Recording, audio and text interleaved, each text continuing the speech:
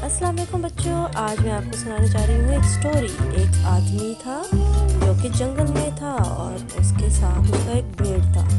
वो उसको चराने के लिए जंगल में लेके गया और अचानक उसको शरारत सूझी और उसने चलाना शुरू किया, शेर आया, शेर आया, शेर आया।